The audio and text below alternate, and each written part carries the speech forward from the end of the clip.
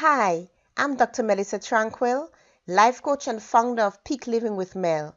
Welcome to the 5 Steps to Finding Peace, Part 1. I'm going to be presenting you with some life coaching tips throughout this series. But let's start with the introduction today. So welcome to Part 1. Let us talk about how can we find peace in the midst of chaos. But before I get into it, for those of you who follow me, you know that I love storytelling. Let me share a story with you. I'll try my best to share it from memory. I may have to refer to my notes from time to time. But it's a story about a king, and it's a picture of peace. And the king was offering a prize to any artist who could depict the perfect picture of peace. And this story is not my own. It's a story by Lisa taken from storycoach.com. And lots of persons tried, lots of persons participated in this competition. And it finally came down to 2 pictures. After careful deliberation, it finally came down to 2 pictures. And in the first picture, there was a calm lake.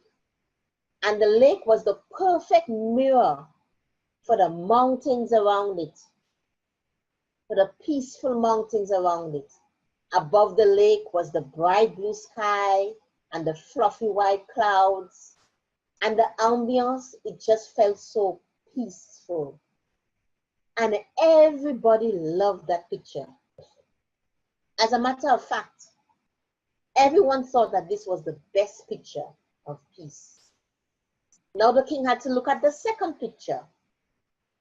And the second picture, it had mountains as well, but the mountains were rugged and bare.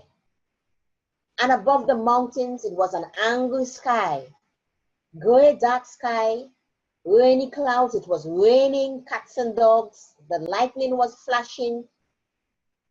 And on the side of the mountain, it was a waterfall tumbling down, foaming and tumbling down. Oh, it was definitely not the perfect picture of peace. But when the king looked carefully, he realized that behind the waterfall, there was a bush, a tiny bush. And in that bush, a bird built its nest. And the bird was sitting in its nest. And do you know, the king chose the second picture. And he found it to be the perfect depiction of peace. And why is this? Because I have to refer to my notes for this. I want to say it as it is.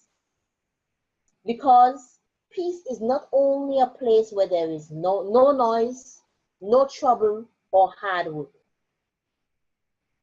It's not only a place where it's just totally calm, but peace is a place where in the midst of those things, you have calm in your heart. And I leave you to reflect upon that. What do you think of that? Do you agree with the king? Do you think the first picture of peace in which it was totally calm, totally peace, tranquil, no wind is blowing, no storm around, no rain is falling, lovely blue skies, that is the perfect depiction of peace? Is that state of peace possible in your everyday life? Or do you believe the king, agree with the king, that in that storm, in that chaos, you can strive to find the peace in that chaos and find that calm in your heart? Yes, peace is defined as a state of tranquility. Do you really desire it?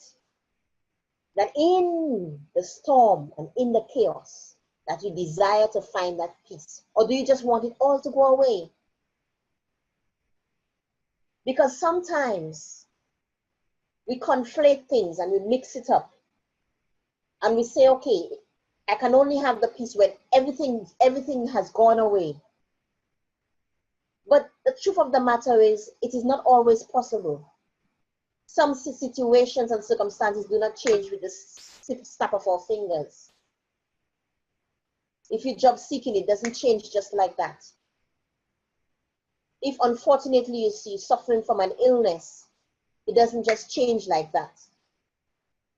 If unfortunately you're going through a divorce, it doesn't just change like that. Or perhaps you're struggling in your business, it doesn't just change like that. Do you really desire to find that peace? Because there's a cost to finding peace. There's a cost to everything that we do. You know, the economists have the transaction cost theory. In life, there is a cost to everything that you do. And the price for peace is your time, your willingness, and your dedication. It is something that you have to deliberately pursue. For those of you who are listening to me right now, and for those of you who will be watching the replay, if you want to find peace in the midst of chaos, you have to want to deliberately pursue peace.